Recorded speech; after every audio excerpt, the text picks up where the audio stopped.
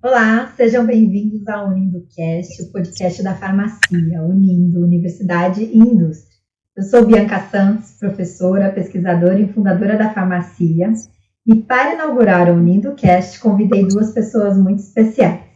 A primeira é o Vitor Anjos. Eu acompanho sua trajetória há muitos anos, ele foi meu aluno na UFRJ, participou do projeto Conexão Farmacêutica Universidade e Indústria, e desde então construiu sua trajetória profissional na indústria farmacêutica. Hoje é parceiro do Farmácia no Eixo Indústria.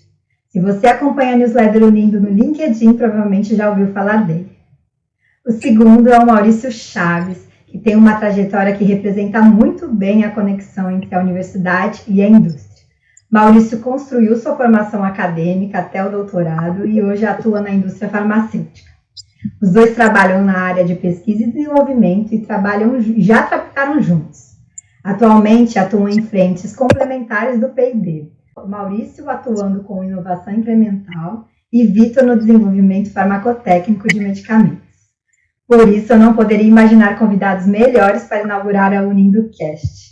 Muito obrigada, Vitor e Maurício, por aceitarem o convite. Hoje vamos conversar sobre a área de P&D na indústria farmacêutica, mais especificamente o desenvolvimento farmacotécnico e a inovação incremental, sem deixar de citar o Quality by Design, temas que se conectam diretamente às áreas de atuação dos nossos convidados. Sejam muito bem-vindos ao UnindoCast. Vamos começar. Obrigado. Bom, vamos conversar pela trajetória de vocês. Então, conta um pouco pra gente. Vamos começar pelo Vitor. Qual foi a tua trajetória profissional para chegar até a posição que ocupa hoje? Eu considero que a minha trajetória profissional começou lá na graduação, na iniciação científica, que eu comecei com a Bianca lá em 2016, onde a gente executava projetos de pesquisa focado em farmacotécnica, aplicando abordagens Quality by Design e exemplificando o uso do planejamento de experimentos, né, o DOE. E a gente aplicava isso no desenvolvimento de formulações fotoprotetoras. Foram 3 anos atuando nessa equipe, e além da frente de pesquisa, a gente atuava em projeto de extensão, na conexão farmacêutica, universidade e indústria, além de outras frentes de extensão. E também tive a oportunidade de atuar com ensino, em parceria com a Bianca, na minha monografia, que foi o desenvolvimento de uma metodologia ativa de ensino para o ensino de tecnologia de sólidos na disciplina de farmacotécnica. Então, eu considero que ali, todo esse ciclo foi a primeira etapa do meu desenvolvimento profissional, né, onde a Bianca me ajudou a moldar todo esse profissionalismo, a ideia de construir e caminhar profissionalmente dentro da academia. Graças à atuação no Conexão Farmacêutica, Universidade e Indústria, eu senti afinidade pela indústria farmacêutica e decidi procurar um estágio lá, quando ainda era tempo, no final da graduação. Eu consegui ingressar na Merck, lá do Rio de Janeiro, para estagiar no departamento de desenvolvimento, e eu tive a oportunidade de fazer um job rotation, de trabalhar em 2 áreas de desenvolvimento. Eu trabalhei o primeiro ano no desenvolvimento analítico e no segundo ano no desenvolvimento galênico. Então, deu para ver ali a principal divisão ali dentro de um setor de desenvolvimento, que é a análise, a parte analítica e a parte farmacotécnica. Então, foi uma experiência bem rica poder trabalhar nesse job rotation e me identificar com o farmacotécnico, né? Ter trabalhado com os dois e ter trabalhado nessa ordem, primeiro trabalhando no analítico e depois descobrindo um que eu gostava mais ainda, né? Que eu já tinha uma certa afinidade pelo analítico, por ser eu me formei técnico em química antes de ir para a graduação, né? Então eu achava que eu tinha uma afinidade com laboratório, reagente, bancada analítica, mas quando eu fui para o farmacotécnico, eu vi que não, é isso mesmo que eu estava vendo durante a IC, que é o que eu quero atuar. E, particularmente, quando eu estava no desenvolvimento farmacotécnico, no galênico, que se chamava lá, né, eu atuei com Quality by Design. Era 2019, era a pandemia, e a Anvisa tinha acabado de se vincular ao ICH, e a gente conseguia implementar a abordagem Quality by Design na nossa legislação, onde ela flexibilizou para a gente conseguir trabalhar com isso.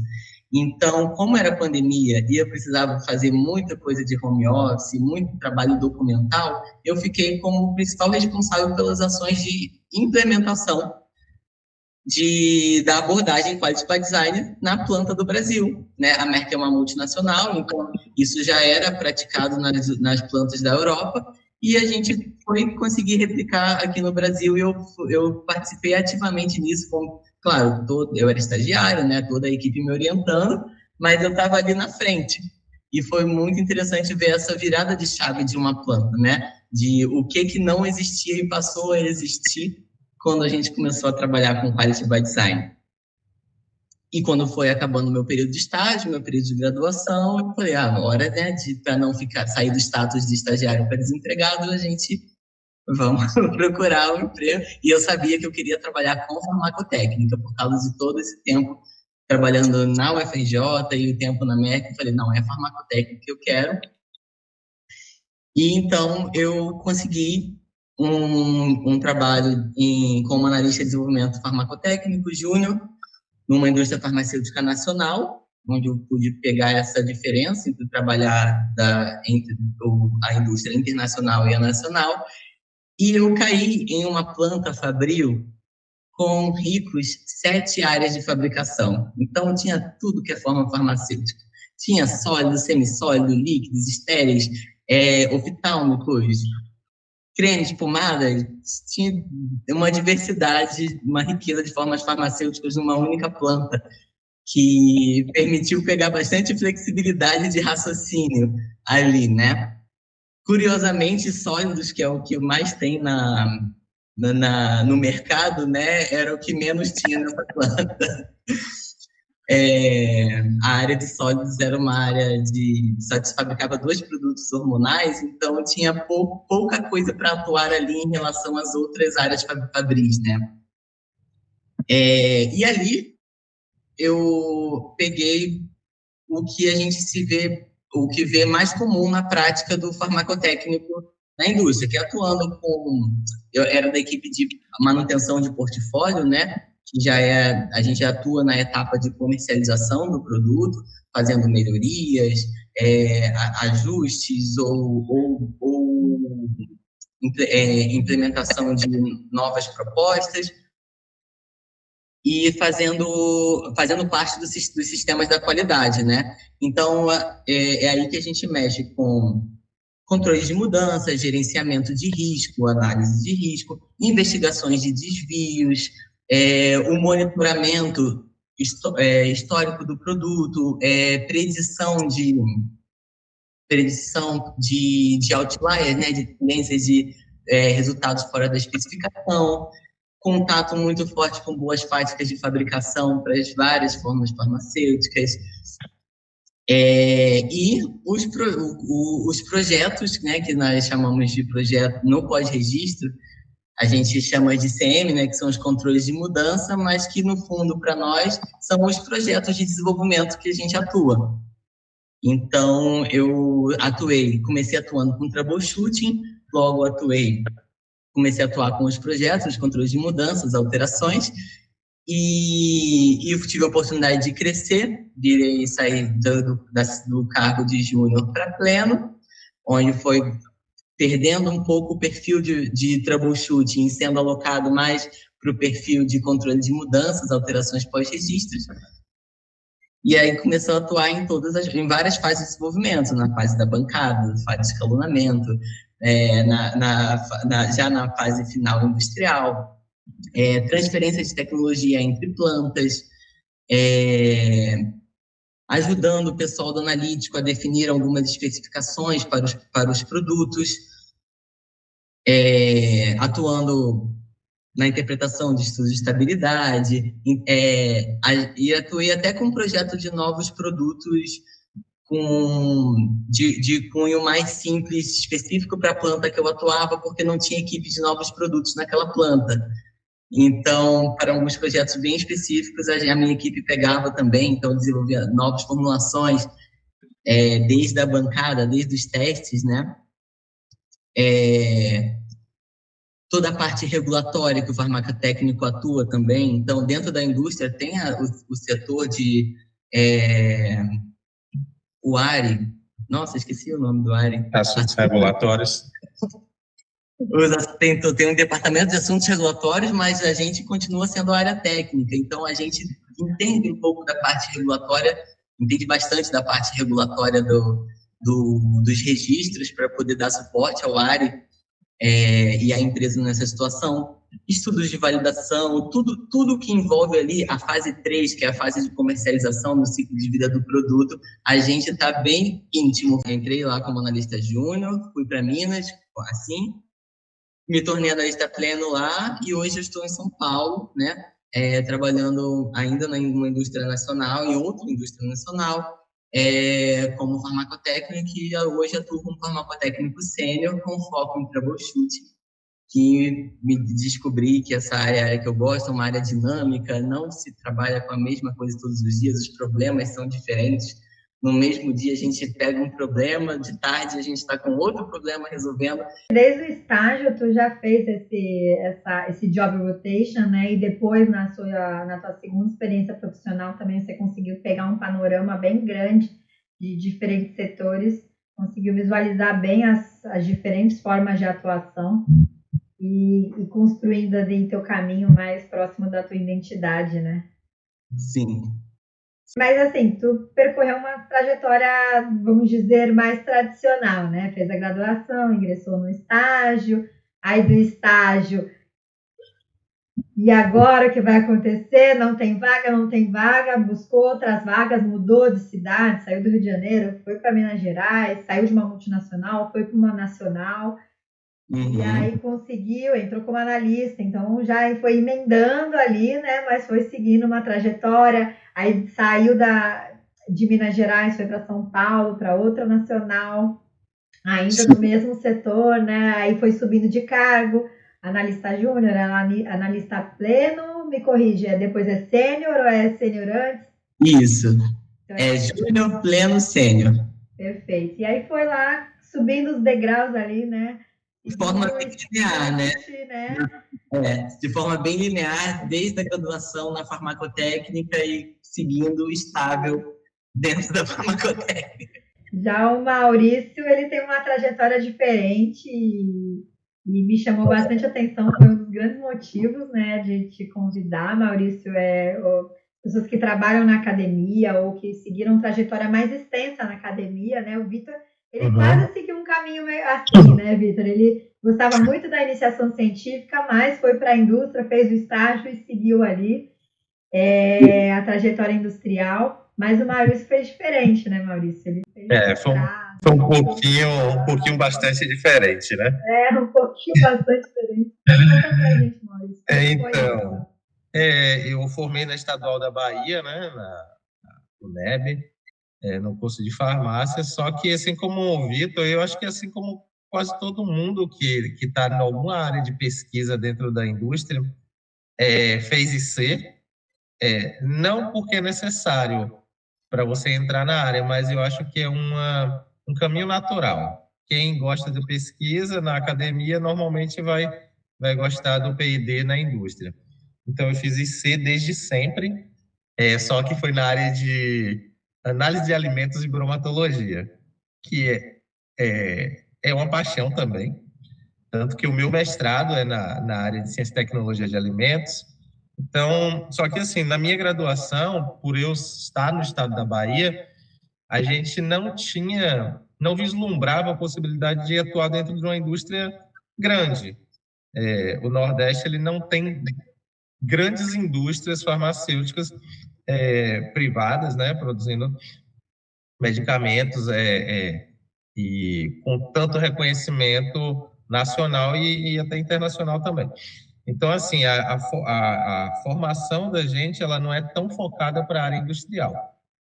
Então, eu, naturalmente, segui a área de pesquisa que estava no meu alcance, que era bromatologia, inclusive eu adoro, novamente, né? E depois eu trabalhei também na química analítica, E aí, quando eu conheci a matéria de farmacotécnica, eu disse, cara, é isso aí. É isso aí que eu quero. E aí eu me dediquei, fiz estágio em farmácia de manipulação, também atuei como farmacêutico em farmácia de manipulação, e aí já vinha gerando um pequeno embrião ali da farmacotécnica, né?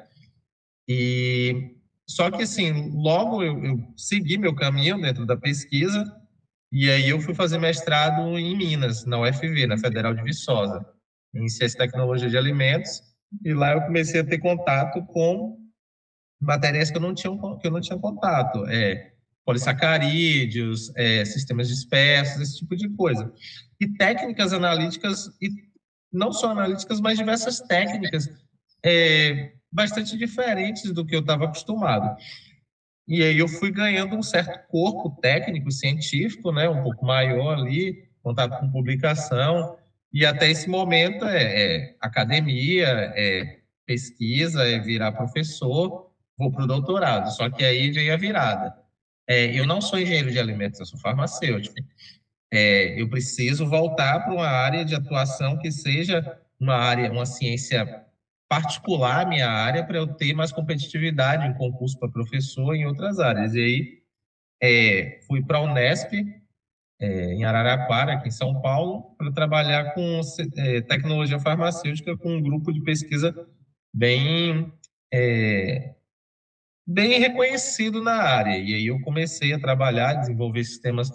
E aí sim eu tive um pouco mais de contato com a parte mais tecnológica da farmacotécnica, né? Que é a tecnologia farmacêutica ali, novos sistemas de liberação modificada, controlada.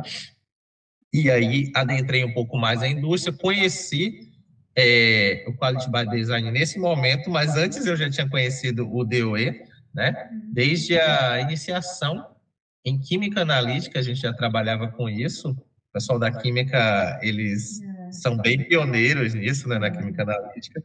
E aí foi juntando tudo e aí veio a pandemia. E na pandemia aí teve aquela questão das bolsas, como é que vai ficar, como é que vai ficar o país, o que, é que vai acontecer. Não vou fazer a parte de internacionalização do meu doutorado e já está terminando o doutorado, o que, é que vai ser, o que, é que vai ser. E como na Unesp e aqui em São Paulo, de modo geral, as universidades já têm um foco mais para a indústria, eu tive contato com os colegas, até os próprios alunos que eu fazia estágio em docência falavam da indústria e tal. Eu disse, nossa, que legal. E aí eu comecei a procurar as vagas, né? E aí nos primeiros 2 meses foram horríveis, assim, porque nem entrevista eu era chamado para fazer. E aí eu comecei a fazer alguns cursos na área, fui me aperfeiçoando um pouco mais, e aí fui tentando, e realmente não surtia muito efeito. E aí eu comecei a desenvolver as habilidades soft skills, que é abordar as pessoas no LinkedIn e ver o perfil delas, trocar uma ideia com elas, tentar entender qual perfil, qual a área. E como eu tinha feito doutorado, para mim fazia muito sentido ir para o P&D, só que eu não sabia o que era o P&D dentro de uma indústria. Eu não tinha ideia. Para mim, eu ia entrar lá e fazer a mesma coisa que eu fazia no doutorado, que é desenvolver um produto do início ao fim. E legal, comecei a interagir com o pessoal e aí encontrei hoje é um amigo, né? Uma pessoa que tinha feito graduação lá na Bahia e atuava no P&D numa empresa, numa indústria grande aqui no estado de São Paulo.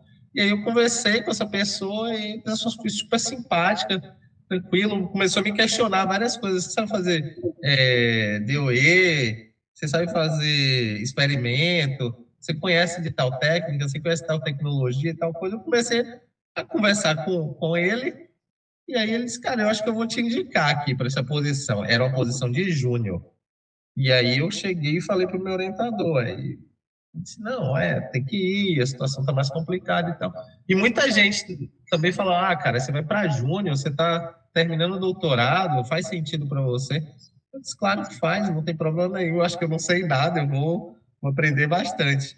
E aí fiz a entrevista, deu tudo certo, por intermédio da indicação dessa pessoa também, né? A gestora também confiou no meu trabalho e aí eu fui contratado. Entrei e aí eu vi que realmente eu não sabia nada. Eu sabia muito Realmente pouco. era um júnior, né? Era júnior. Não que eu não sabia nada. Não, é júnior na no corporativo, né? Mas Isso, você já nossa. tinha todas as ferramentas, tanto que eu fiquei bastante curiosa para saber como que foi essa transição, porque realmente é difícil e você está mostrando, é difícil. É difícil. Eu sabia nada, como o Vitor colocou, eu sabia nada do corporativo, mas eu tinha uma bagagem já muito rica da parte técnica e científica. Então, assim, eu tive que aprender muito, eu tive que entender lei, eu tive que aprender lei, eu tive que aprender BPF, eu tive que aprender que as coisas precisam ser documentadas e não escritas a rascunho no caderno de laboratório. Existe documentação, existe lote, existe qualidade, existem milhares de áreas na indústria. Então, eu tive que aprender tudo que um estagiário aprendeu em 6 meses, 1 ano, 2 anos, em um prazo muito curto e entregar resultado. Porque você não era estagiário. Porque eu não era estagiário. E, assim, eu caí numa equipe maravilhosa, assim, a equipe como um todo maravilhosa, a gestão maravilhosa, a empresa também. A empresa tem toda uma infraestrutura para a gente desenvolver o nosso trabalho. Então, assim, E é uma diferença do ambiente acadêmico grande, né? Isso foi gritante. Que a gente na academia está acostumado a ser multifunção, né? Então, você vai fazer a gestão de compras para desenvolver o teu mestrado, doutorado, mas você também vai delinear o experimento, e aí você vai executar o experimento, e aí você vai escrever os resultados, e aí vai analisar os resultados. Então, você faz tudo, né? Isso também é um grande diferencial para o profissional, né? Porque ele tem uma visão ampla. Sim, exatamente. Esse foi um ponto importante. Quando eu vi que eu ia desenvolver uma solução e eu não ia analisar a solução no HPLC, nem ia fazer o DSC-TG, que eu não ia fazer a técnica analítica, que eu não ia medir tal coisa, eu disse, cara, como é que é isso? Ele, não, cada área tem uma função. Você faz a solução, outra pessoa analisa a solução. Exatamente, bem isso. Libertador, né, Maurício? E a questão de recursos também. Assim, não mas assim, os recursos eles são praticamente ilimitados para a gente desenvolver o trabalho. Aquele projeto que você executar, né? Você tem a liberdade de executar o experimento. A gente tem na academia esse entrave, né? Se às vezes você está com um bom projeto, mas sem os insumos, como você vai executar aquele projeto, né? Isso você vai tendo que ficar muito criativo. Muito criativo, exatamente. Criativo para tornar aquele projeto viável sem recursos adequados. Sem recursos. Né? Isso é um ponto muito importante também para quem vem da academia, né? A autonomia e a capacidade de se adaptar às necessidades. É claro que os recursos da indústria eles são muito maiores do que dentro da academia. Mas, assim, vão existir momentos que você vai precisar de sua inventividade para resolver problemas, para chegar a soluções. Principalmente regulatoriamente falando, né, Maurício? Também. Essa era uma parte bem frágil que eu tive que me desenvolver bastante, né? A pauta regulatória. A parte do regulatório, né? Boa parte do custo de uma solução é devido à trama regulatória por trás. Sim. Às vezes você mexe uma coisinha aqui na sua técnica, né, digamos, na parte farmacotécnica, mas essa coisinha vira o mundo inteiro do regulatório. Exatamente. E pronto, tá metade do preço, 1/3 do preço. Vocês dois tiveram trajetória durante a graduação já voltada à pesquisa também com a iniciação científica, que é a ênfase da universidade pública, né? A gente tem na universidade pública o incentivo à iniciação científica, até um estágio que é obrigatório ali o aluno cumprir, uma atividade de iniciação científica. O Vitor, eu sei que passou muitas horas do mínimo para cumprir ali, ele fez a iniciação científica e o adendo da iniciação científica, e acredito que o Maurício também, pelo que ele contou, né? Então, vocês já tiveram um contato com a pesquisa que vai desenvolvendo esse perfil que a gente está comentando aqui, né, de criatividade, inventividade, de adaptar, né, o aluno que às vezes não passa por uma iniciação científica, ele vai construindo uma trajetória na indústria, assim, mas com um perfil um pouco diferente de um profissional que teve já o contato com a pesquisa, né? E mesmo o Vitor, que não fez o mestrado, não seguiu a área acadêmica, já começa a construir um diferencial e o aluno, e depois o mestrando, um doutorando, ele constrói um perfil bem diferenciado. Agora, como mostrar esse perfil, né, que foi o grande diferencial do Maurício ao buscar cavar um espaço ali, porque eu acho que o grande entrave cadê o estágio, né? Sim, sim. O estágio é importante, mas eu acho que você ter habilidades sociais e as chamadas soft skills vai florescer bastante no momento da entrevista, no momento até de você conseguir o espaço para a entrevista. Isso é bastante importante. Parece uma coisa muito pequena, a gente pensando, olhando nessa ótica, o técnico ele sobressai muito, mas eu acho que o técnico ele é muito importante a partir de um certo momento, cargos de pleno, sênior, cargos um pouco mais à frente, o técnico ele tem um peso muito grande. Mas no início da carreira, no acesso, eu acho que a partir das soft skills, as habilidades sociais, habilidades de convivência, a questão de saber trabalhar em equipe, isso é muito mais importante no acesso, no momento inicial, sabe? Então, se a gente for fazer um resumo do que o Vitor apresentou bastante as experiências, né, nas diversas áreas, e o Maurício ele não tinha a experiência nas diversas áreas para poder concorrer a uma vaga de analista, né? Se pensar que ele estava no estagiário e foi mostrando que estava numa indústria que era multinacional e passou pelo analítico, pelo farmacotécnico. Então, aí, o Maurício não, mas ele tinha a experiência do mestrado e do doutorado com diversas técnicas que são extremamente úteis para a indústria. Tinha o pensamento científico, que para algumas áreas é essencial para solucionar problemas, né? Então, existem áreas da indústria que você vai repetir processo, tem que seguir aquele POP, não pode deixar o modo criativo e pensativo para o lado, assim, você tem que ser muito metódico, muito técnico, conseguir seguir claramente as instruções, registrar corretamente o que foi feito, né? Mas o setor que a gente está falando, pesquisa e desenvolvimento, né? E desenvolvimento farmacotécnico, e aí o Maurício, então, entrou como analista júnior no desenvolvimento farmacotécnico, é isso? Isso, exatamente. No pós-registro também. Assim no como o Vitor também. Vocês trabalharam juntos nessa época, né? Trabalhamos juntos quando eu já era pleno. Então, você saiu de júnior, foi para pleno, né? Isso. Então, a gente está falando de desenvolvimento farmacotécnico, pesquisa e desenvolvimento. Isso. E agora você não está mais no desenvolvimento farmacotécnico, né? Não, mas aí teve um outro detalhe. Eu fui para sênior na área do desenvolvimento farmacotécnico em novos produtos. Ah, então você estava em produtos, como é que você... Pós-registro. Pós-registro. Na área, especificamente na reformulação. Então você estava... Que a gente, na reformulação, meio que a gente traz um produto que a empresa tem essa demanda, essa necessidade, e a gente faz alterações farmacotécnicas, né, tanto de processo quanto de fórmula nesse produto para trazer uma adequação ou resolver uma necessidade não atendida da companhia. E aí segue todos os ritos regulatórios estabelecidos pela Anvisa e a gente entra com a parte técnica, né, e atendendo às necessidades da companhia. E aí daí eu virei pleno e em pleno aí eu mudei para sênior já na área de novos. Que aí são... Aí foi para uma outra área dentro do desenvolvimento farmacotécnico. Exatamente, né? exatamente. Então você continuou na mesma área ali, júnior e pleno, aí foi promovido para sênior numa outra área aqui de novos produtos.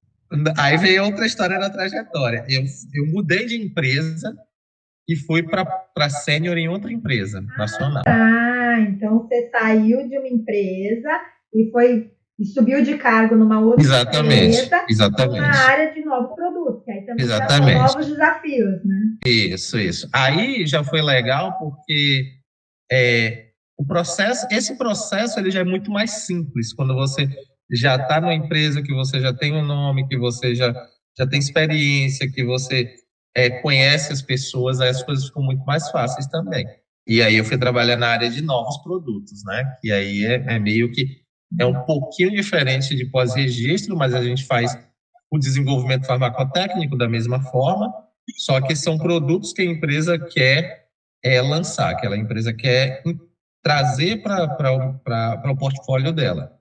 Antes eu trabalhava com produtos que já existiam no portfólio, agora eu trabalho com produtos que vão ser lançados. E aí o nível de complexidade, do ponto de vista farmacotécnico, ele é basicamente o mesmo. Então, quem trabalha em pós-registro faz basicamente o trabalho intelectual de quem trabalha em novos.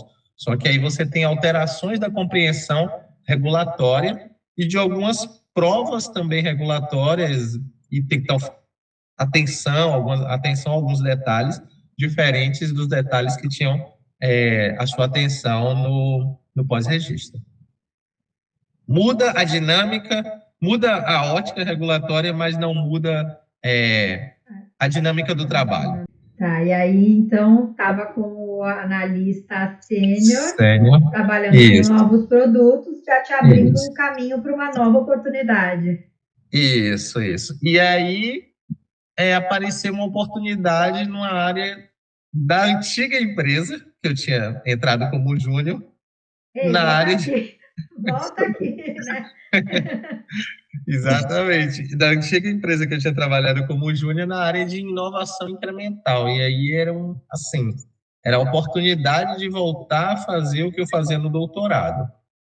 Só que com uma pegada mais assertiva, mais focada, mais direcionada à entrega de um produto, né, ou uma tecnologia, e dentro da indústria farmacêutica. E assim, isso é meio que um sonho para qualquer doutorando. Né?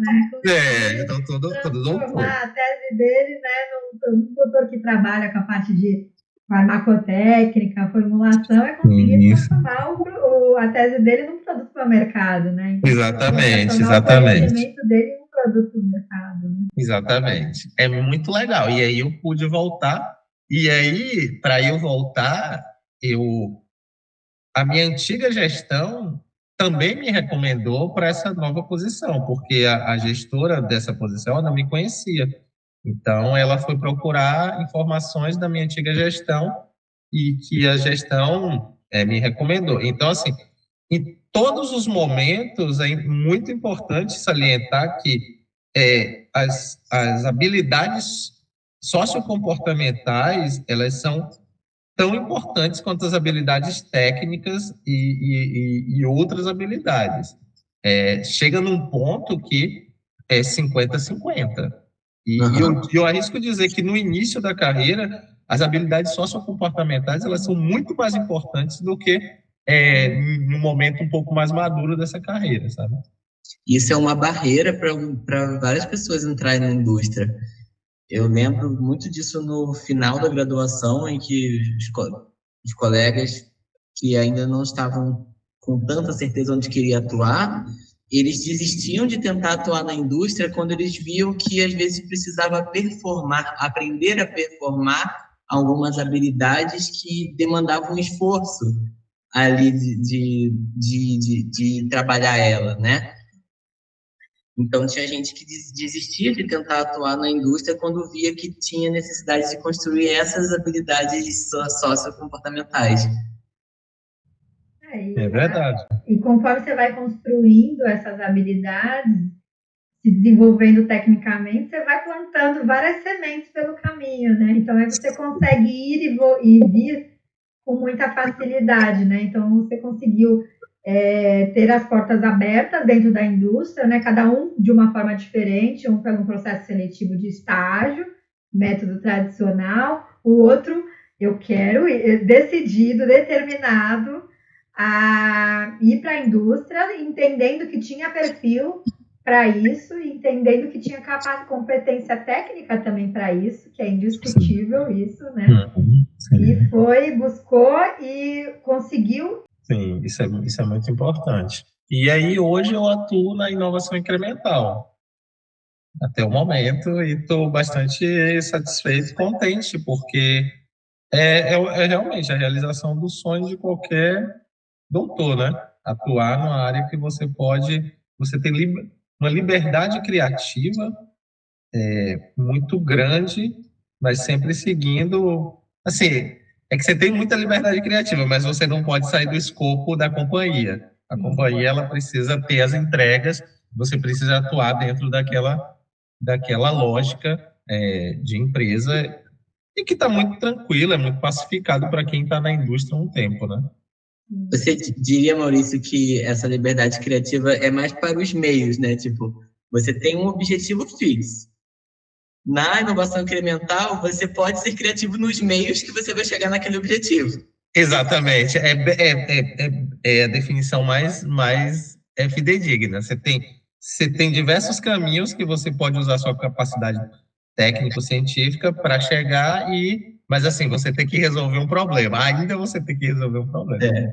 Agora, eu acho que é legal a gente ir para a fase 2, né? Que é, Legal. vamos desenhar o cenário que vocês apresentaram de acordo com a trajetória de vocês, né? Então, a gente está falando da área de pesquisa e desenvolvimento, certo? Sim. E aí, começamos a falar com o Vitor e também com o Maurício da área de desenvolvimento farmacotécnico. E o Vitor, primeiro, ele citou ali que tinha desenvolvimento analítico e depois o desenvolvimento farmacotécnico, é isso? Isso. Então, é dividido. Dentro da área de pesquisa e desenvolvimento, geralmente você vai ter a área analítica e a área de tecnologia farmacêutica, a área farmacotécnica. Seria isso? Essa é uma divisão bem comum e grande dentro das estruturas das empresas. Que aí, dentro da parte analítica, você vai ter o desenvolvimento de métodos. Exatamente. Exatamente. Enquanto que na fase em que o Maurício está, por exemplo, na inovação incremental, onde ainda não divide, me corrija se eu estiver errado, Maurício, não divide as equipes, né, entre analítico e farmacotécnico, mas quando você vai para uma fase mais avançada do ciclo de vida de produto, onde tem muito mais gente envolvida, aí ocorrem as divisões departamentais. Então, vamos melhorar o cenário aqui. Então, antes do desenvolvimento, a gente tem a pesquisa, que seria onde a atuação do Maurício hoje está, né? Exato. É a inovação incremental. Isso. E aí tem também inovação radical, não tem? Seria tem também. Antes? Eu poderia categorizar como uma antes ou... Embora de certa forma, sim, mas eu acho que elas podem estar elas podem estar tanto em níveis, mas elas também podem estar de modo paralelo. A inovação radical, ela trata do desenvolvimento de novas entidades químicas que vão tratar doenças, ou o desenvolvimento de novas E a parte do desenvolvimento incremental, ela está mais associada ao desenvolvimento de plataformas para veicular essas moléculas ou outras moléculas. Então, inovação radical, inovação incremental, isso dentro da pesquisa. Aí a gente vai para a área de desenvolvimento, divide entre analítico e farmacotécnico, tecnologia farmacêutica. E aí vocês também falaram de novos produtos e pós-registro, né? Novos produtos ele pega antes de ele estar sendo comercializado. Então, ele vai fazer tudo o que a gente leva da bancada até o industrial para poder levar para o mercado. Então, você sai da escala laboratorial, vai para a escala piloto, nesse setor de novos produtos, seria isso? Até a escala de produção. Até a escala de produção. E quando já está lançado um produto, ele está no portfólio da companhia, no mercado, aí ele entra para a equipe de pós-registro, que talvez para entender melhor a gente pode chamar de manutenção de portfólio. Então, o pós-registro, ele cuida do que já foi lançado, do que já está no portfólio da empresa, para cumprir os objetivos da empresa. É importante a gente falar também que, assim, as indústrias nacionais, elas têm um foco, uma atenção muito grande para os genéricos.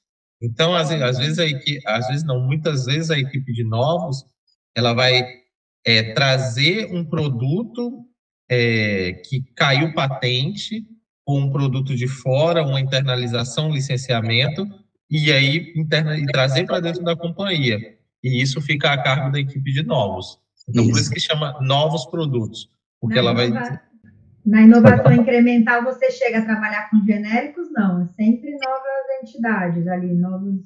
Não, a gente trabalha com qualquer molécula que apresente algum problema.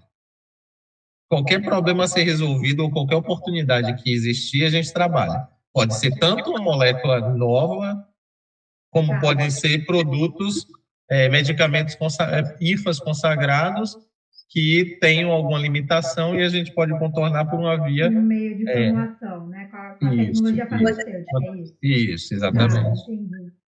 Entendi. E aí, quando está nesse desenvolvimento dos novos produtos, aí já começa a divisão entre o farmacotécnico e o analítico. Vão ser equipes focadas. Uma focada na formulação, na forma farmacêutica, para poder transformar aqueles materiais em um produto, e a outra fazendo todo o esforço analítico para conseguir comprovar a qualidade daquele produto e também, é claro, desenvolver os métodos que vão comprovar a qualidade daquele produto. E dando suporte meio que a todo mundo, tem a equipe de pré-formulação. Que também divide entre novas e a manutenção de portfólio. Isso. A equipe de pré-formulação ela faz exatamente o que meio que o desenvolvimento racional, o Quality by Design emprega, né? Que é se caracterizar tudo que você vai usar, ou pelo menos as características, os atributos críticos lá do material, do IFA, PSD, solubilidade, polimorfismo, cristalinidade, tudo isso. A equipe de pré-formulação é a equipe focada em fazer essas análises. Esse foi até tema da Unindo 29, eu trouxe a questão da pré-formulação, né? Porque sem os dados de pré-formulação, como a gente vai pensar qual forma farmacêutica a gente vai pensar para um produto se você não considera a solubilidade dele, por exemplo? Exatamente. Eu vou fazer uma solução após de um fármaco, um insumo farmacêutico. DCS classe 4, né? Classe 4, né? Então, você precisa ter os dados de pré-formulação. Então, a gente tem uma equipe, pensa numa equipe focada para a área de pré-formulação, que ela alimenta as outras áreas, até para o desenvolvimento analítico também, né? E não só no começo da cadeia, no final da cadeia também. Temos pré-formulação, né? Até no troubleshooting. Se a gente tem um problema de fabricação ali ao vivo, um produto que é comercializado está tendo um problema, pré-formulação tem uma pessoa ou algumas pessoas lá para ajudar a gente com análises de caracterização que vão ajudar a resolver esse problema que aconteceu em um produto que já está no portfólio. Aí que entra o Quality by Design, né? Que se a gente desenvolve um produto por Quality by Design, a gente consegue minimizar esses falta de conhecimento, né, sobre o produto e processo, né, que vai ficando pelo caminho. Enquanto está dentro da especificação, ok. Quando sai da especificação, até você conseguir rastrear qual é o problema, e vai voltar lá para o início, que é a pré-formulação, porque foi uma falta de um conhecimento inicial do produto. Inclusive, falando de acesso à indústria, né, a pré-formulação é uma porta de acesso bem importante para doutores e mestres, porque é uma área que a gente tem muitas pessoas que entraram lá depois que fizeram doutorado na academia e foram para lá, ou mestrado, e muitas pessoas que estão lá foram buscar fazer mestrado e doutorado porque viram a necessidade de se qualificar mais cientificamente, e não um MBA, por exemplo, que é uma qualificação mais corporativa, né? E o gestor no nosso setor, ele também tem a trajetória técnica dele, e quando vai ter discussões entre áreas, entre gestores, gerentes, diretores de outras áreas, ele tem a parte técnica para defender o que a área dele vai falar. não necessariamente ele precisa trazer um analista que conhece da técnica para falar, porque ele também sabe falar. Sim. Um exemplo disso a minha coordenação, né, que ela fez doutorado antes de entrar na indústria, então ela é uma pessoa extremamente técnica, e o meu diretor, que é, assim, diretoria é um cargo de alto nível corporativo, né? Ele tem um foco muito corporativo. Ele também é doutor e ele participa das discussões técnicas como um analista, e ele dá opiniões e direciona estudo com a expertise que ele tem. Então, assim, dependendo muito da área, essa questão de ser tecnicamente muito competente é uma necessidade para você subir para cargos de alta gestão, né? Mas é interessante isso, que a visão da empresa que vocês estão atuando, né, é voltada a valorizar um profissional com doutorado, né? Então, porque você tem cargos estratégicos, direção, com pessoas que têm doutorado. Isso muda a cultura da empresa. Isso, Sim. Porque são as pessoas que fazem, né, muito a cultura da empresa. Então, isso vai se consolidando, né? Quando você consegue visualizar cargos de direção, de coordenação, direção, com pessoas com nível de doutorado, né? Sim. Bem legal. Então, a gente está transitando bastante na questão de universidade e indústria, né? Então, a terceira fase eu gosto de falar sobre unindo universidade e indústria, né? A importância da conexão universidade e indústria. Então, primeiro, a gente já conseguiu visualizar um pouco da diferença que é atuar com pesquisa dentro da universidade e atuar com pesquisa na indústria, né? Quando você trouxe a tua trajetória, você mostrou essa diferença quando você falou assim, fui para um cargo de júnior e tinha que aprender um monte de coisa, né? Porque há a diferença da pesquisa dentro da universidade e da pesquisa dentro da indústria, né?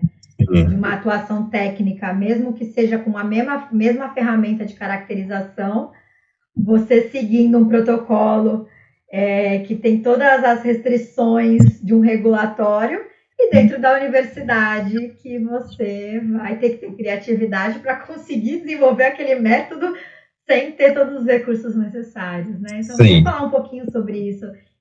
Acho que o Maurício Vitor também consegue complementar, porque ele teve vivência dentro do que é a pesquisa na universidade, né?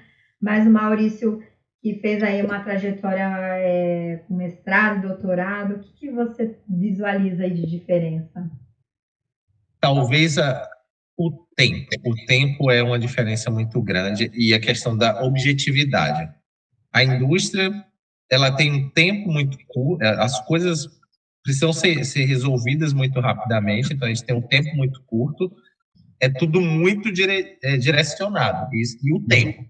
Você precisa fazer as coisas, justificar o gasto de tempo, justificar o gasto de recurso e entregar um produto. Isso é uma diferença muito importante. E a questão da limitação de recursos, né?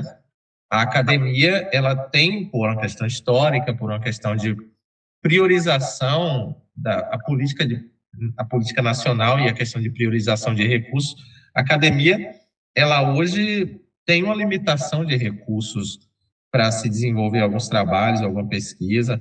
Então, assim, a indústria, ela, em tese, os recursos são, pelo menos aonde eu estou, os recursos são muito disponíveis. Se você precisar de um equipamento que custa um valor que seria impensável para a academia, esse equipamento ele vai estar lá, desde que ele gere produto, exatamente, e traga retorno. Você pode ter um produto, as empresas, elas têm produtos de milhões e milhões de reais, mas assim, esses produtos, eles geram produto, esses equipamentos, eles geram produtos e trazem retorno para a companhia. Isso e vira lucro.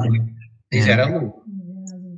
Dá para pensar em que existe sempre uma tomada de decisão baseada em risco. E o risco, no raciocínio da indústria, também é o custo, é o lucro. Isso faz parte da avaliação do risco. Então, se tal equipamento, tal processo, tal produto vai trazer retorno financeiro, então ele está num risco aceitável.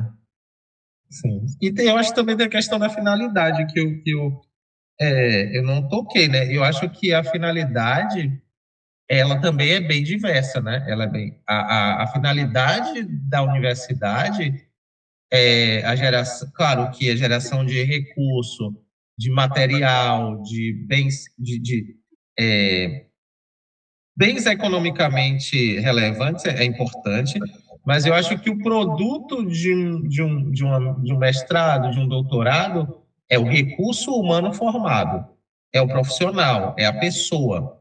Você está formando um profissional com qualificação específica pelo país e que tem a demanda ali para gerar outros recursos, gerar riquezas para o país. Então, o objetivo da universidade é o recurso humano e o conhecimento também, que pode, na tese de mestrado, gerar um conhecimento novo ou não, e no doutorado, quase sempre. O melhor dos caminhos é se conseguir unir a formação do recurso humano com a produção de tecnologia, né? E resolver problemas da sociedade, né? Está aí o grande ponto de conexão, né? Eu acho que a universidade, com a extensão, ela consegue resolver problemas da sociedade, mas a indústria tem uma capacidade produtiva que vai também trazer um diferencial de desenvolvimento tecnológico que só com a universidade, né, a gente não conseguiria ter, ou ser uma universidade e um polo industrial. Acho que as duas áreas elas são muito complementares e pensar nesse trabalho conjunto é muito importante, né? Então, isso daí muito o que eu fazia ali dentro da universidade com Conexão Farmacêutica é pensar que aquele profissional ele precisa de emprego, então já é um ponto que então é uma das grandes áreas de atuação do farmacêutico é na indústria. Então, um profissional que esteja melhor capacitado para atuar na indústria, ele terá melhores oportunidades de trabalho. Então, esse é um ponto que acho que não precisa discutir, né? E unir universidade e indústria, nisso a gente tem um resultado para a sociedade que é muito visível, que é o desenvolvimento tecnológico. E a gente pensar em um desenvolvimento sustentável de país, ele precisa ter tecnologia e conseguir resolver seus próprios problemas, né? Então, quando você tem um profissional... E aí, por isso que é bonito a gente... eu acho que vale a pena ressaltar essa questão vocês estão atuando em indústrias nacionais, né? O Vitor atuou em 2 indústrias nacionais, o Maurício também foi isso? 2 nacionais, né? O Vitor teve uma multinacional também, né? Mas a gente está conseguindo ver a indústria nacional produzindo tecnologia. A gente está falando de um setor de inovação incremental, de um setor de inovação radical dentro de uma indústria nacional. Então, a gente não está falando mais de indústrias que recebem toda a fórmula aqui, né? Às vezes o produto pronto só embala, né? Só finaliza, né? Ou então deu problema, manda lá o problema para o outro país resolver o problema que está tendo na planta aqui, da realidade daqui, né?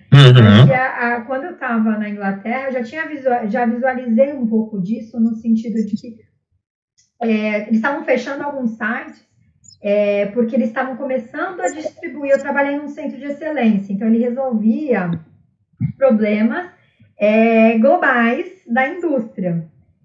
Então, vinha problema do Brasil, vinha problema da Argentina, vinha problema do mundo todo.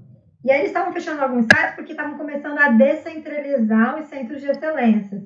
E a gente, durante ali, o desenvolvimento do projeto Conexão, muitas indústrias no Rio de Janeiro começaram, multinacionais até, na verdade, as multinacionais começaram a desenvolver seus setores de pesquisa dentro. Então, ainda responde, às vezes, para um site, né, para uma planta fora, mas já está com um setor de resolução de problema dentro do Brasil. Já não é mais fora do Brasil, já está dentro. Então, isso já é um crescimento, desenvolvimento econômico, um avanço tecnológico e científico muito grande. E agora a gente está conversando de indústrias nacionais que estão desenvolvendo seus próprios produtos e possuem seus próprios centros de excelência, né? Então, isso é um avanço científico e tecnológico grande, assim. E admirável, muito legal esse ponto da conversa, que é o avanço que a gente tem, é o avanço do nosso país, o da ciência, né, da academia também, né, formando profissionais capazes ali de atuar na indústria e fazer o seu desenvolvimento. Então, a gente está uma indústria multinacional no Brasil não precisa mais recorrer a um profissional de outro país para resolver o problema que está ocorrendo no Brasil. Ela tem os seus próprios profissionais brasileiros formados no Brasil, né, capazes de resolver esses problemas. Sim, com certeza. Aí eu fiquei com uma dúvida, assim, o Vitor, sem um mestrado e doutorado, ele poderia atuar no setor de pesquisa, de inovação? Como é isso, né? Porque você tem doutorado, então você conseguiu uma vaga num setor de pesquisa e de inovação, de pesquisa voltada à inovação, né? Como vocês visualizam isso, assim? A área hoje ela é estruturada de um modo que todos os pesquisadores têm doutorado. O título mínimo exigido é doutorado para a área. Aí, isso é uma questão, né? E, assim, mas dá para entender porque também não que quem não tem um doutorado não vá conseguir executar algumas atividades. Inclusive, muitas das atividades elas são realizáveis. A questão é a afinidade com algumas tecnologias que talvez no dia a dia não dê tempo de o profissional adquirir. E o conhecimento exigido para determinada tecnologia na aplicação que a gente tem, às vezes é um conhecimento que ele volta para a lógica da academia. Não existe um POP, não existe não existe uma legislação, não existe uma faixa aceitável. A gente desenvolve a metodologia, a gente desenvolve o produto, a gente desenvolve a faixa aceitável, a gente estabelece o range, a gente faz tudo isso e produzindo, entregando. Então, assim, é a mesma lógica lá do júnior, que entrou aprendendo, fazendo, só que sem a possibilidade de ter o DA para te ajudar, a pré-formulação para te ajudar, o CQ para te ajudar. Você concentra todas as atividades ali e você precisa ser um profissional que consegue, talvez, fazer essa entrega de vários produtos, porque método seria um produto, a pré-formulação seria um produto, tudo só meio que de maneira mais individualizada, sabe? Você tem que ter um desenvolvimento de uma competência científica, né? Tem que ter o método científico, a pesquisa. E uma outra frente interessante da nossa área é a seguinte: a gente foca em entregar um produto, entregar um processo, mas a gente entrega patente, a gente entrega artigo, então a gente escreve artigo. Existem artigos publicados pelo laboratório, pela equipe. Existem patentes que já foram concedidas para a companhia por causa do trabalho do laboratório. Então, é uma lógica que exigiria, talvez, o profissional realmente com um nível de doutorado ou mestrado ali, para trazer São caminhos diferentes ali, né? Então, sim, o profissional que deseja atuar na área de pesquisa com inovação dentro da indústria, ele também precisa desenvolver sua competência científica, né? Para conseguir chegar nesse setor. Agora, um profissional que vai atuar no desenvolvimento farmacotécnico não necessariamente precisa, mas ter o conhecimento científico foi um diferencial do Vitor, pelo que ele contou da trajetória e pelo que eu visualizo, porque resolver problemas também envolve o método científico, né?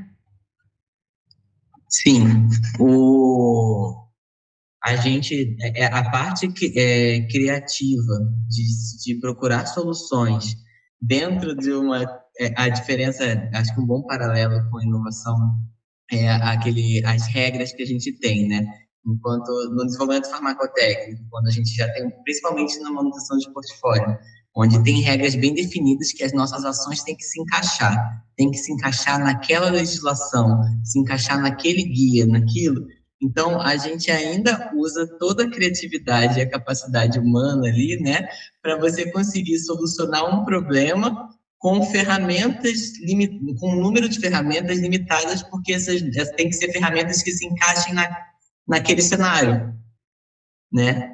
Então, aí, a criatividade da pessoa, a desenvoltura de conhecer essas ferramentas e saber onde encaixar melhor, também entra. Isso também é exercitado na academia. Sim. Não, e até hoje eu uso ferramentas e raciocínios que foram desenvolvidas na IC. Então, tipo, a estatística que eu vou usar hoje no dia a dia foi por causa dos trabalhos acadêmicos, não porque tem um procedimento de estatística dentro da empresa que todo mundo sabe. Não, essa ferramenta eu adquiri antes de entrar na indústria, que foi um diferencial em várias etapas nesse lá. Então, certo trabalho muito bem entregue, aquela coisa que o seu gestor gosta muito do seu trabalho, da forma que você entregou, veio de ferramentas que foram construídas antes. Então, agora que a gente está falando em ferramentas, né, vamos falar um pouquinho agora nessa quarta fase aí, né, de um tema mais técnico, né, o Quality by Design. A gente já citou ele em alguns pontos. Quem é leitor da newsletter Unindo sempre vai escutar eu falando sobre Quality by Design. Como é a visão de vocês aí na atuação de vocês, a experiência? Como está evoluindo isso na indústria? Vitor, você falou que quando começou lá no estágio já estava atuando com Quality by Design. Você conseguiu observar a evolução nisso? E o Maurício trabalhava com ferramentas de DOE ali no mestrado, né? Então, como é que você está aplicando isso? Como você visualiza também na indústria?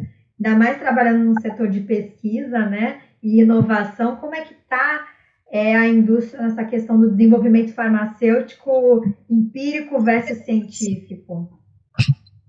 Então, eu quando entrei na indústria, estava nascendo o Quality by Design aqui no Brasil. Então, eu não tenho uma visão, uma experiência de como era antes. Então, eu peguei, sim, o começo, para poder enxergar alguma evolução, mas eu não tenho experiência de como era antes de existir a menção a isso dentro da parte industrial aqui no Brasil. Eu observo uma diferença entre a forma como era feito na academia. Enquanto na academia a gente seguia à risca com todo aquele tempo disponível para a gente gastar nas etapas iniciais, para que a gente tenha menos tempo gasto no final, né, que é um grande benefício dessa abordagem. Na indústria, ainda existe a limitação do tempo, o que conflita um pouquinho de seguir à risca, pelo menos da forma que eu havia aprendido enquanto eu estava na academia. Então, a gente usa as ferramentas do Quality by Design, usa o DOE, usa as ferramentas para avaliar o risco, para cruzar os atributos críticos de materiais com os atributos críticos do produto. Só que isso ainda é muito... isso é muito protocolado.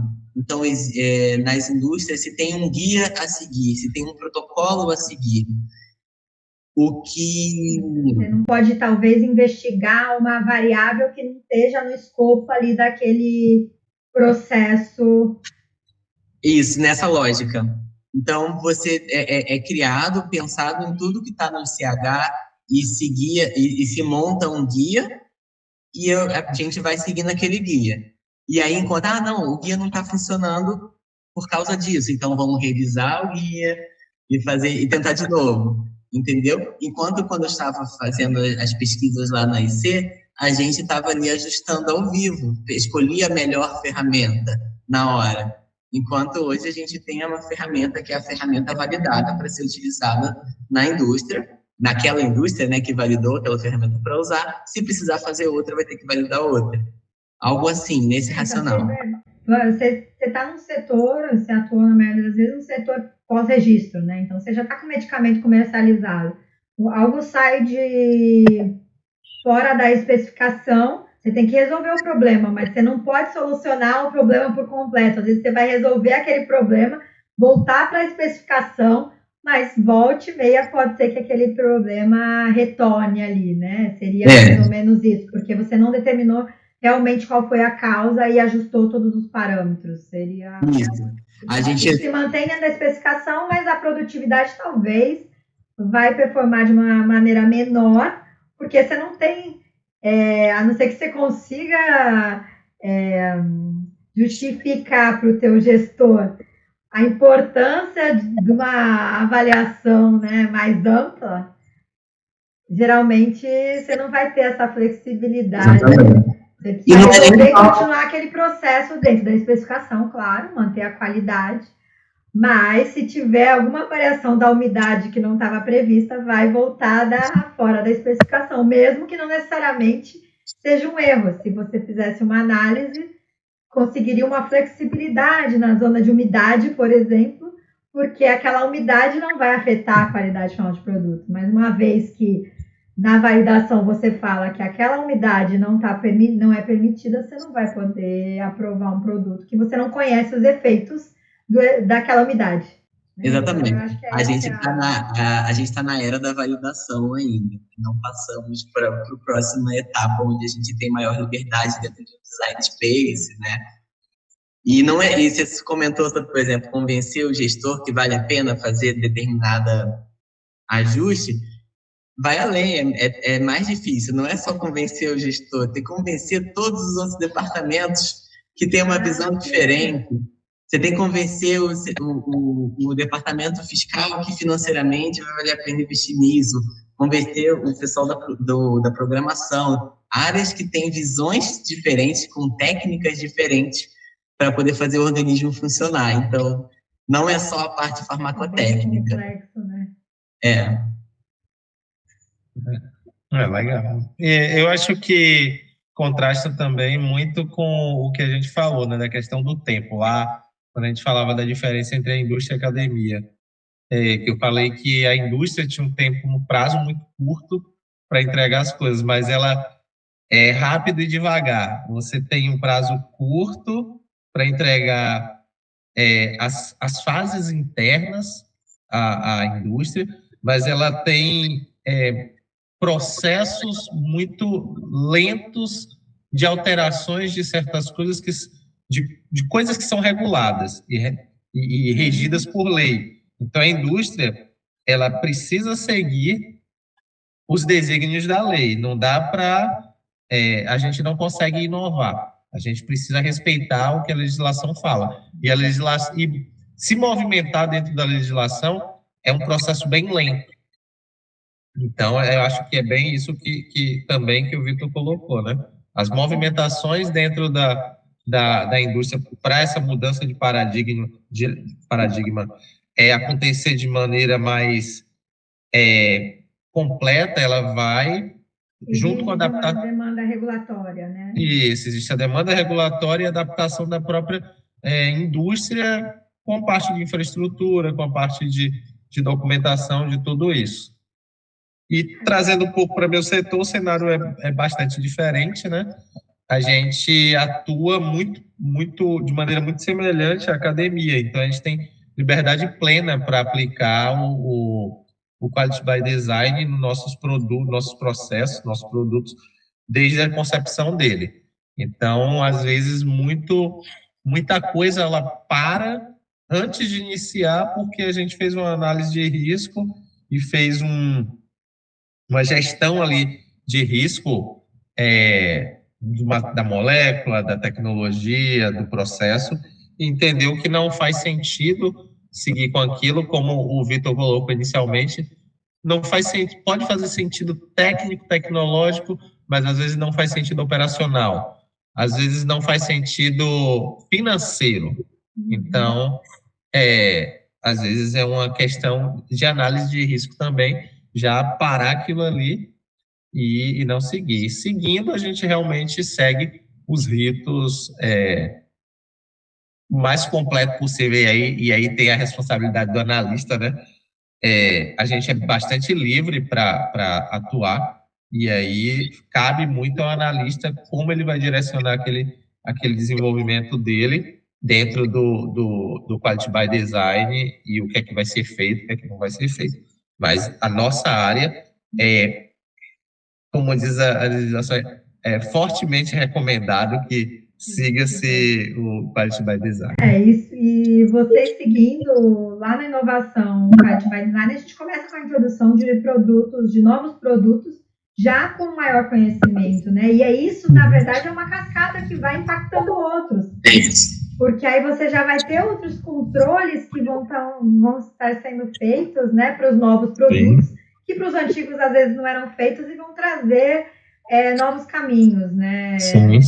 Vai mudando a cultura, né? Então isso depende muito aí, Maurício e todos os doutores que trabalham nesse setor, depende muito da ação de vocês, da cultura que vocês estão implementando no desenvolvimento desses novos produtos que vão ali gerar aquele efeito dominó. No tempo de vida profissional, a perspectiva é como se isso fosse lento, porque ele tá lá nascendo um produto, lá na concepção dele, com o Quality by Design. Até ele chegar no portfólio, vão se passar alguns longos anos, que na visão humana é longo tempo. Então, até, digamos, substituir todo o portfólio, tudo que está no portfólio, do jeito antes do Quality by Design morrer e sobrar vivo, só o que foi desenvolvido com o Quality by Design, é geração, né? Eu acho que agora a gente entra para a última fase, que é o encerramento. Eu acho que no encerramento, todo profissional, seja ele que está construindo carreira ainda se formando, ou está dentro da graduação, buscando trajetória, ou profissional que já fez mestrado, doutorado como Maurício e gostaria de entrar na indústria, ou um profissional que já atuou na indústria e está numa transição de carreira, assim, né? Sempre pensa na questão de como é o ingresso, né, num setor. Por exemplo, no setor de desenvolvimento farmacotécnico, ou num setor de pesquisa e inovação como o que o Maurício está atuando hoje, né? Como é o recrutamento? Como ocorre o recrutamento? Vamos primeiro com o Vitor no setor de desenvolvimento farmacotécnico. Como é que o profissional aí, você já está num cargo mais sênior, né? Então você recebe profissionais para atuar ali na sua equipe. Como é a seleção aí? Vocês buscam profissionais como? Hoje eu estou numa equipe que valoriza bastante o desenvolvimento interno da empresa. Então, desde que eu entrei, houveram muitas contratações em processos seletivos internos o exemplo que eu tenho de gestão hoje, a gente, como trabalhamos com manutenção de portfólio, então a gente procura pessoas que conheçam de processo, que conheçam do processo de fabricação das diferentes partes, né, das diferentes etapas de processo de fabricação, e a gente encontra isso no dito chão de fábrica. Então, as últimas contratações de analista júnior que tivemos foram operadores de produção, que eles trabalhavam como operadores, enquanto dos anos que eles trabalhavam como operadores, eles fizeram graduação em farmácia, não estagiaram em desenvolvimento farmacotécnico, porque é possível usar a experiência deles de trabalho no lugar do estágio da graduação, no lugar do estágio de indústria, mas tiveram a competência para entrar no desenvolvimento farmacotécnico. E aí, ali ele aprende, ele chega assim, tendo que aprender muita coisa corporativa ali, de um setor mais técnico em relação ao operacional, mas ele chega com uma bagagem técnica muito diferencial até em relação a uma pessoa que estagiou 2 anos, porque eles têm 8, 10, 12 anos de operação ali na bagagem, que ele conhece um determinado processo melhor do que um farmacotécnico que atua 5 anos ali. Você falar, porque às vezes um profissional que terminou o ensino médio, né, ingressou na indústria, num cargo de operário, de técnico, trabalhando com equipamentos, ou até com matérias-primas mesmo, né, precisa ter uma vontade grande para iniciar, depois de 10, 12 anos trabalhando em chão de fábrica, vamos dizer assim, iniciar uma graduação, começar, voltar para o ensino, né, voltar para a universidade, entrar, né, não é voltar, né, que às vezes essas pessoas saíram da escola e não tiveram nenhum contato com o ensino superior. Então, é um desafio muito grande voltar a estudar. Então, é uma motivação forte aí você pensar que pode ser uma grande oportunidade de progressão de carreira, né? Então, a pessoa não congela ali, eu sou técnico. Não, você consegue evoluir a carreira fazendo uma graduação, completando um ensino superior, que é essencial para você trabalhar com uma função de maior risco ali, envolvendo decisões mais críticas para o produto, para o processo. Então, eu acho que há como progredir. esse exemplo, como o exemplo do Maurício, que fez toda uma carreira acadêmica até o doutorado antes, que sofre determinado, às vezes, preconceito dependendo do gestor, né? São os gestores, talvez, que vão preferir aquela pessoa que já tem aquela experiência específica e vai procurar a pessoa que estagiou no movimento farmacêutico para ter. Mas eu tô vivendo hoje esse exemplo de que não faz sentido. A pessoa tem outras competências e ela constrói o que precisa para complementar. E aí entra o que é importante, o que em todos os cenários é inegociável, eu suponho, pela minha experiência, que é o que o Maurício falou das chamadas soft skills. Esse é a virada de chave, onde você geralmente é uma pessoa que trabalha bem em equipe, é uma pessoa criativa na busca por soluções, e uma pessoa que tem disposição para um trabalho dinâmico, onde as prioridades, às vezes, alteram. Enquanto um dia você trabalha com uma coisa, da outra semana você trabalha com outra coisa. Então, eu acho que a disposição para essas habilidades, e habilidades comunicativas também, de você se dar bem, que no desenvolvimento farmacêutico, a gente tem interface com quase todas as áreas da empresa. Então, se a gente não lida bem com pessoas, o nosso trabalho não anda. Então, eu acho que de um bom gestor contratando, ele vai olhar muito mais para essa parte das habilidades comportamentais e aproveitando alguma coisa técnica que ele tenha, seja vindo do estágio, seja vindo trabalhando na qualidade ou na operação, para poder construir o que falta para ele de técnica, mas ele ter a essência, o indispensável do comportamental é a chave, eu suponho, pela minha experiência. Esse ponto é legal e vai contrastar bem com a pergunta agora que eu vou fazer com o Maurício, né? Porque a gente está falando, então, de um operador que estava distante da academia, né? Terminou o ensino médio, começou a trabalhar e seguiu aí trabalhando, voltou para a universidade para completar um ensino superior e conseguir progredir de carreira. Agora a gente tem o inverso, né? Que é alguém que saiu da graduação, seguiu carreira acadêmica, fez mestrado, doutorado, ficou muito qualificado. E aí, como ele ingressa na visão aí do Maurício, o Vitor já falou dos soft skills, acredito que seja aí o ponto chave de virada, né? Mas assim, quais competências diferenciais que se constrói na academia, né? Como um doutor consegue aí progredir carreira pensando além da universidade, não só como carreira docente? Eu vou ser repetitivo, né? Com o que o Vitor colocou. Soft skills, isso, habilidades de socializar, habilidade de interagir, habilidade de comunicar, uma comunicação uma comunicação efetiva e simples, fácil de ser realizada. Eu acho que isso, e habilidades com pessoas, isso daí é fundamental, né?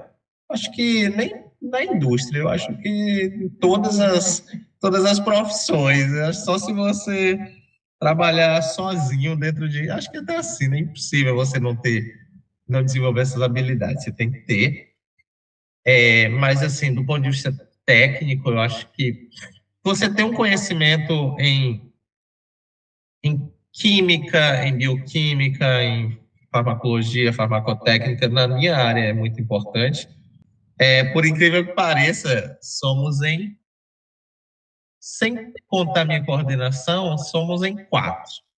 Somente 2 farmacêuticos.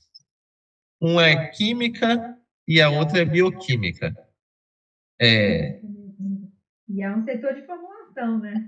Exatamente. Então, assim, são conhecimentos diversos usados na área, mas todos têm uma forte habilidade de análise instrumental, né? A capacidade de aprender, eu acho que todo ser humano tem essa capacidade, mas o rigor técnico na leitura de um artigo científico, no material didático, a capacidade de saber procurar temas mais voltados para a ciência, mais aplicados, e talvez aquele critério técnico-científico que a academia traz, sabe? O porquê do porquê do porquê. Às vezes isso faz um pouquinho de diferença. Com relação ao acesso, né, à área, à entrada na área,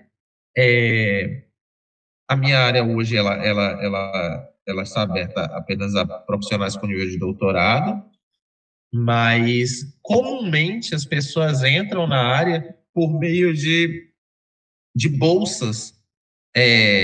Existem algumas bolsas que as indústrias elas disponibilizam para pesquisador doutor. Então, essas bolsas, elas normalmente são para atuar no laboratório que eu trabalho, ou no laboratório, outros laboratórios de inovação que a empresa tem. E aí esse é o primeiro passo, porque meio que a pessoa continua como bolsista, mas ela começa a atuar já dentro da indústria, ela começa com o pé dentro da indústria. E, vez ou outra, existem posições à disposição, que aí aquele profissional que já entrou ali com a bolsa, já é conhecido da gestão, já desempenha um bom trabalho, já teve a oportunidade de mostrar seu trabalho, ele vai ser aproveitado e vai ser internalizado para a companhia. Maurício mostrou uma grande iniciativa, uma proatividade para buscar o que queria, né? E não foi fácil, mas ele conseguiu o caminho e está aí percorrendo e plantando em toda a sua trajetória e agora colhendo muitos frutos disso, né? Bom, Vitor, Maurício, muito obrigada pela participação e por essa conversa. E obrigada a você que nos acompanhou até aqui. Se você gostou desse episódio, compartilhe com a sua rede e acompanhe as iniciativas da Farmácia. Eu sou Bianca Santos e este foi o Unindo Cast, Unindo Universidade e Indústria. Até a próxima. Obrigada, Maurício. Valeu, gente. Muito obrigado. Viu? Eu que agradeço. Tchau.